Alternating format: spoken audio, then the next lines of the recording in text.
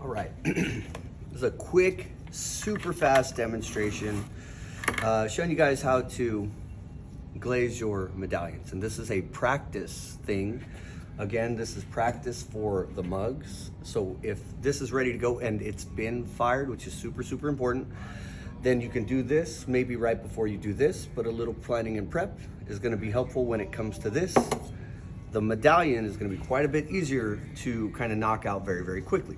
So I've got different buckets. This is the clear glaze that you guys are using. It's just an extra amount that I have ready to pour into the big bucket. And all of your rules are always, always, always going to apply when it comes to glazing and dipping, whatever it is that you are glazing or dipping. And number one, this thing was rinsed off maybe 10 minutes ago. It's been sitting outside. Thank you to whoever's this is for letting me use it. I've told you that I'm gonna use it. But this thing was rinsed off to get rid of the dust, to get rid of whatever else was on there, and to reintroduce some water to the material. And reminders, this entire process is a function of how much water is in this material relative to how much water is in this material. So we don't want there to be too much water, otherwise we get thin, funny looking coats. So a thing that you are considering, number one, as you are rinsing these or dipping these, if I put a bucket back there of clean water, it's gonna be a super fast dip of clean water. It does not need to sit in there for any period of time longer than 1 second.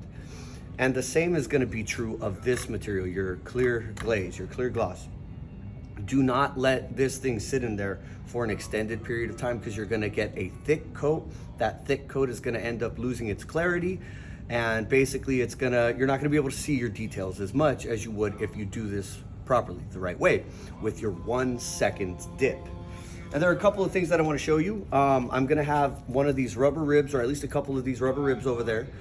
Clean it up when you're done. And we're gonna keep this back there, because after we dunk this, we're gonna use the rubber rib and we are going to scrape the extra clear glaze from the back onto or back into the bucket, just so that we don't lose it, because we are allowed to dip the entire thing.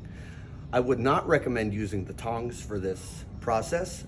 You're gonna get the whole thing in there, you're gonna get a great coat, but then it's gonna be really, really difficult to fumble around with getting rid of the extra glaze.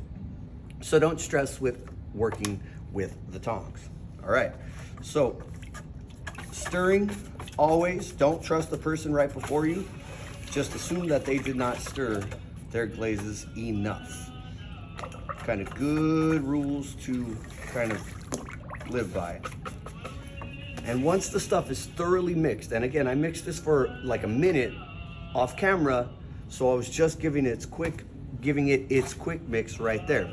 And here's exactly what this is gonna look like.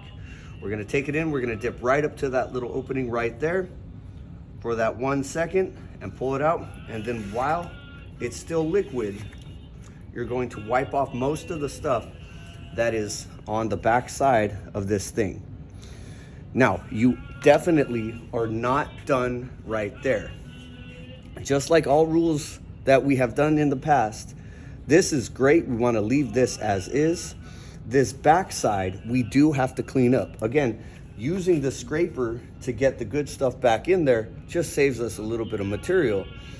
In this case, we still have a ton of glaze on the backside. So before you put this on the rack, get your wet sponge and clean off that backside just like so. And don't stress too much if it's on the sides, but definitely clean off all the extra stuff that is kind of living on that back end. And again, we don't need the clear right there, because this isn't the front side. We want to be able to wear these things like so. Wham, bam, thank you, man. And then once this is done, you put it on the rack, and I will glaze fire it just like that in the next glaze firing. Great stuff.